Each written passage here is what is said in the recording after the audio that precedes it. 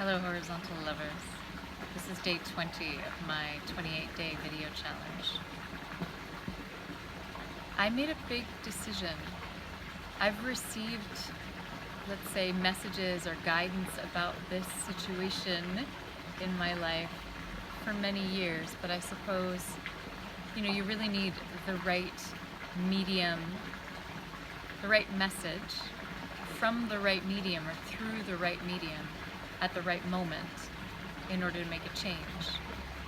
And this time, I think the series of messages were through the right mediums and were definitely at the right moment. I would say that I've been chasing boys since I was in kindergarten. I think at that point I may have chased them literally. I think I was the one chasing boys around rather than them chasing me around. And perhaps that has partly continued throughout my adolescent and my adult life. And I made a decision, let's see, I think first I had this, at Connection Camp, this guided visualization to find out my spirit animal. And my spirit animal was a surprise to me. I mean, I feel cat-like, but my spirit animal was, I think, a leopard. I particularly identify with leopards, but that's what came up in the visualization led by Darius. And there was a message you asked your spirit animal to guide you with. And the message that I got was, she was laying back like this, completely at ease, totally relaxed, hanging back. And she said,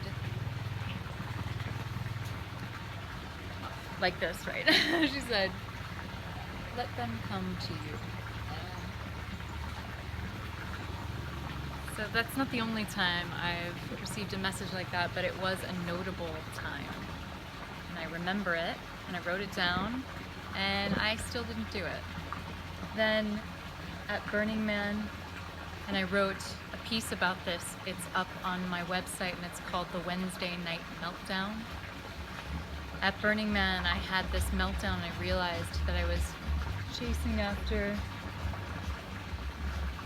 well, we now have some musical accompaniment. I was chasing after so many unavailable men who had shown to me that they were unavailable, and I had an evening at the temple where I just cathartically wept and sobbed and released and wrote on the actual temple that was to be burned, "I will only move towards men who are moving towards me."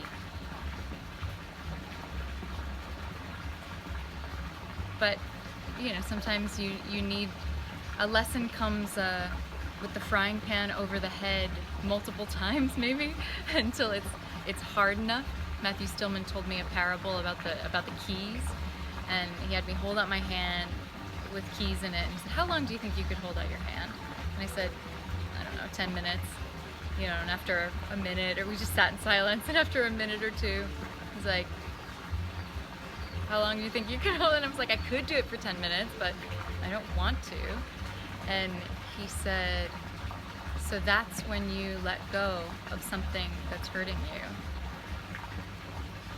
When it causes so much suffering that letting go is easier."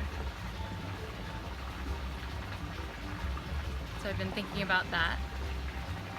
And the other night when I got that pedicure, I deleted my dating apps because I don't want to be constantly seeking. It was after a conversation with my new friend Marianne, in which she said, and I've heard this many, many times, right? Refocus on yourself, self-love, etc., etc. But the way that she said it was so poignant for me, and it was, she said, "I've been focusing on filling myself up so much that I'm overflowing with joy and love for myself, and people notice and people are drawn to me. I have always, since I became interested in boys, always angled myself. You know, if I always scan the room. Every room I enter, I'm like, is he here? Who's that? You know, and if I find someone I find attractive, I angle myself towards them. I maneuver so that it's easier for me to talk to them or for them to talk to me. I in some way pursue. I give my number, I give my card, I give my sticker, and I'm going to stop doing that. Not to fulfill some stereotypical gender role, but because what I've been doing for so long is not working for me, and I need to do something different. The kind of pain that I've been incurring from pursuing unavailable men is not a pain that I want to hold anymore. I want to open my hand, release it, and relax my arm.